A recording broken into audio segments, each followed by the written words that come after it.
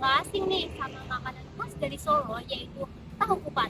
Tapi apakah teman-teman tahu bagaimana sejarah dari tahu kupat Solo itu sendiri? Tahu kupat Solo berasal dari Tawang Sari Sukoharjo. Namun begitu, keberadaannya kini sudah tersebar luas hingga kemana-mana dan juga menjadi ikon di kota Surakarta dan sekitarnya. Tahu kupat bukan hanya soal rasa, tetapi terdapat cerita panjang di baliknya, seperti budaya, makna, dan filosofi kehidupan orang Jawa. Kata kupat sendiri berasal dari natu lepat yang memiliki arti mengakui kesalahan. Maka dari itu, ketupat ini sering disajikan pada saat lebaran sebagai simbol untuk saling memaafkan. Uniknya lagi, ada yang bilang bahwa ketupat ini memiliki pengaruh dari budaya Tionghoa. Tetapi ada juga yang percaya bahwa ketupat ini sudah ada sejak dari zaman kerajaan Majapahit. Nah, nggak heran tahu kupat menjadi simbol kebersamaan karena sering disajikan saat kumpul keluarga atau perayaan tertentu. Mulai dari rasa hingga nilai-nilainya, tahu kupat menjadi bukti bahwa kuliner di Indonesia tidak hanya tentang rasa, tapi juga nilai-nilainya. Nah, kali ini kelompok 5 sudah melakukan wawancara dengan pemilik tahu kupat legendaris di Solo. Mari kita lihat. Halo, kami dari kelompok 5 Kajian Budaya Jawa. Aku Adenia Stefania dengan NIM akhir 50. Aku Rafael Parudin dengan NIM akhir 32. Aku Eka Putri Heriani dengan NIM akhir 44. Aku Dian Fahrulzi dengan NIM akhir 58.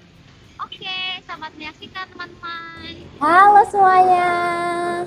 Nah, pada kesempatan kali ini kita lagi ada di warung Pak Gembloh, tahu kupat yang paling viral se-Solo Raya, teman-teman. Nah, ini kita sedang bersama dengan ibu siapa ini? Rini Marini. Oh, Ibu Rini Marini. Iya. Ibu udah lama bekerja di sini atau pemiliknya nih kebetulan? Kebetulan pemiliknya, saya generasi kedua. Yang tadinya yang buka pertama itu bapak dan ibu udah tidak ada, kemudian saya meneruskan.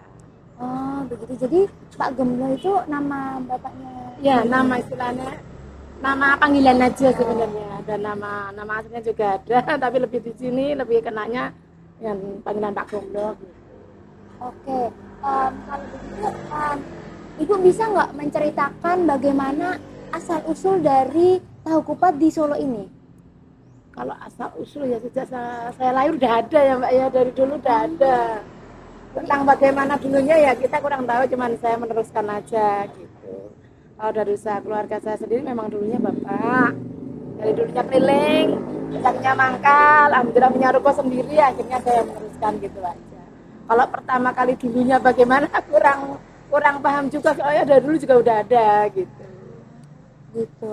Terus apa ada ciri khas nggak atau keunikan tahu kupat Solo khususnya dibandingkan dengan tahu kupat daerah lain gitu? Kalau setiap daerah tahu kupat itu ada apa ya? Ada ciri khasnya masing-masing. Setiap daerah kan pasti namanya biasanya beda-beda. Kalau di Solo kan identik dengan tahu kupat yang kuahnya kecap manis gitu. Kalau kayak di Magelang juga kan ada kupat tahu gitu, kuahnya juga beda. Kayak Semarang pun juga ada kupat tahu juga, kuahnya pakai kacang gitu. Kalau di Solo sini kebanyakan pakai kecap manis. Oh, jadi Solo emang ciri khasnya tuh emang Ciri yang khas. manis-manis gitu ya? Iya. Oke.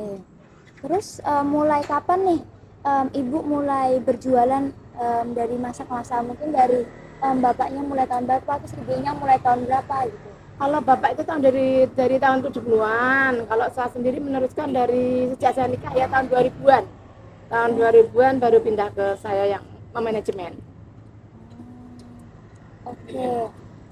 Apakah tahu kupat itu ada kaitannya dengan tradisi atau peristiwa budaya yang ada di Solo, mungkin sering digunakan untuk acara-acara adat begitu Bu?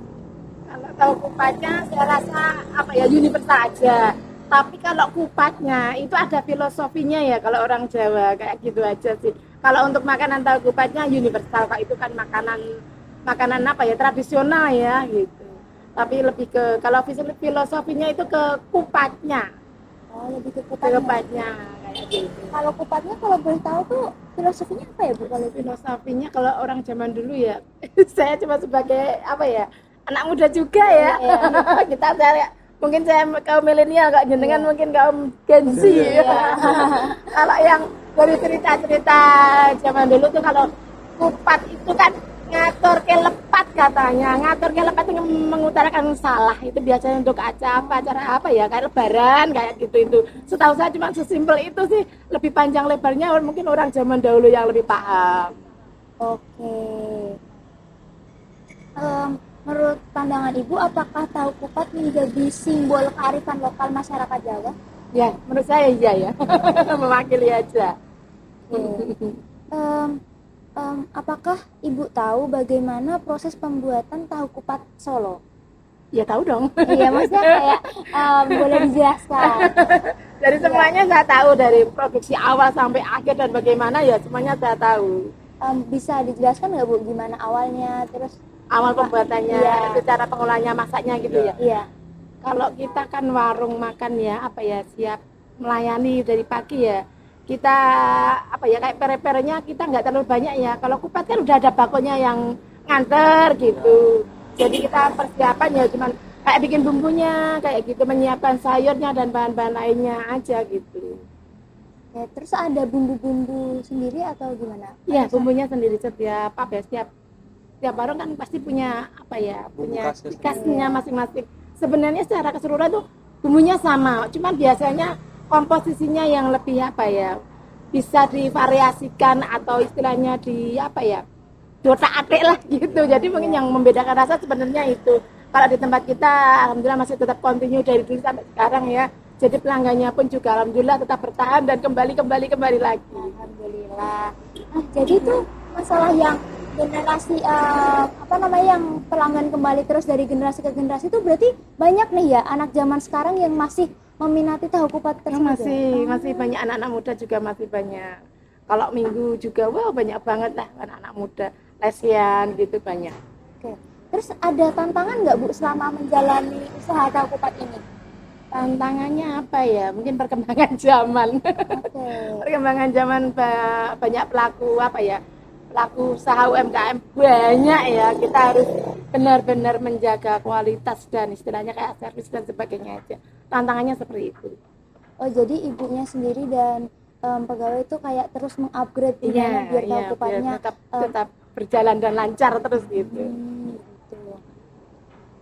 Terus bagaimana caranya menghadapi tantangan tersebut Bu selain mengupgrade juga?